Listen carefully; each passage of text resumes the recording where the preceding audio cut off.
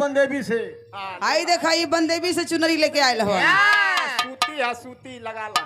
गुरुजी देखा था नहीं चुनरी ना चुनरी देखा था गुरुजी का हो कहाँ से चापब की मोटाई पचकी जाई नहीं नहीं बोर बचा के गुरुजी के दाम कुछ कहबे ना कर कहला की जरूरत ना है गुरुजी के। हम बहुत मानी ला गुरुजी के। दादा पाले मशीन कितना टाइट है।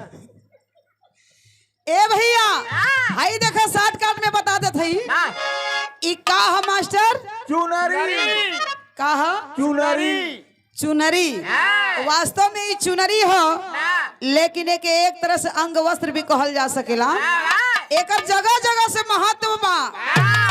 ए भैया देखो एक जब हमनी के जाले जाए स्कूल रहरिया इंटर कॉलेज में काका बहुत आगे जात हुआ।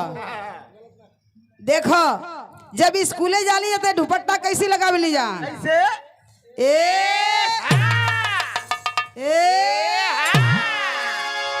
देखा जब स्कूले जाली जाते तब तो दुपट्टा लगावे नहीं जा यही के जब जाली जा बहनी उरे जीजू की है जीजू की है जिया सढ़ुआई बारे काका पहले कितना रस रहे कितना प्रेम रहे लोग प्यार से कहें कि ये बहनोई बहनोई हो आई एक रोटी हमारे ओर से खा लो आई तनी पुलाव ले लो आई सलादवा ना कसबो कितना प्यार रहे उमा तनी सा बदलाव भइल तो लोग जीजा जी आगे जी पीछे जी जीजा जी तनी सा वो हले परिवर्तन भइल ए समय लोग बोलता जीजू जीजू ए समय लोग जीजू कहता। अब देखा तो वो कहे के परी ए भैया नहीं नहीं ओभर ना यही के जब हमनी का बहनी उरे जाली जा जीजा जी के हाँ तो दुपट्टा कैसे लगावे ली जा ए देखा के साइड दुपट्टा बोले जाला एने के खूट लिया के एक के साइड दुपट्टा बोले जाला सढ़ुआई बा तुअर सड़ुआई लगाओ होश में हवा कि ना ए भैया यही के तनी सा चवन्नी झांस मरद चवन्नी झांस मरद ना समझता अब हम के लेके किराया भाड़ा खोजे जाई देखा ये लोगों के पीछे पाड़े बाबा के समझ ला। अच्छा बहुत जल्दी मेहरबान तरह से गाले पे हाथ लगावे ला इ नहीं खान चवन्नी झांस मरद गमछा लगई हन कैसी लगई हन कैसे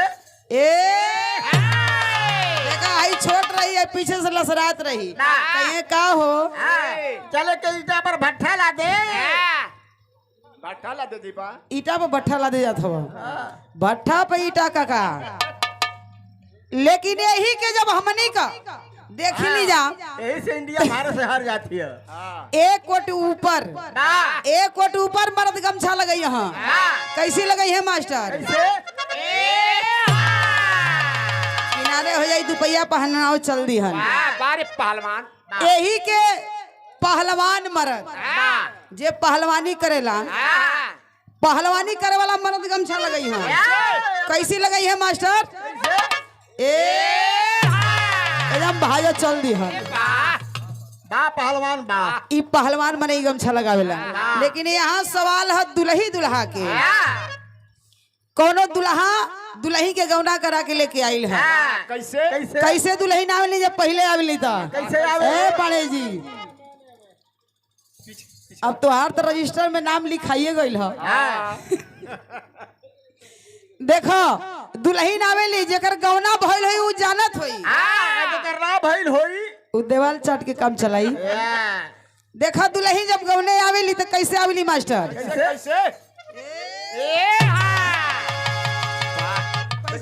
कैसे चलेली मास्टर देखा कैसे देखिए बाबू आगे देखिए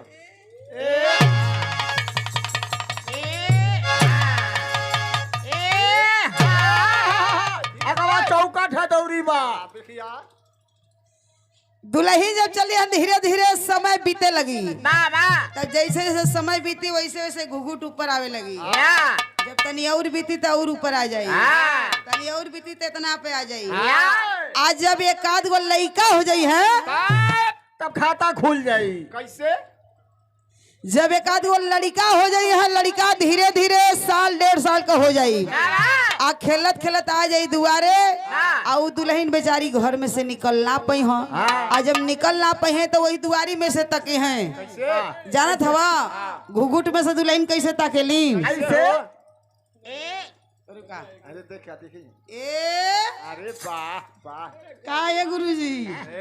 काहे पण बाबा? हाँ, ये बिजली कहाँ गिरी? तो ये दादा की करेजा पगिरी। देखा उ दुल्हन ताकेली। अरे वाह। का हो राजन? का हो? ऐसी मने स्टाइल होला उ घर में से तकी हन कि आंख लौके ई मुंह ओठ न लौके।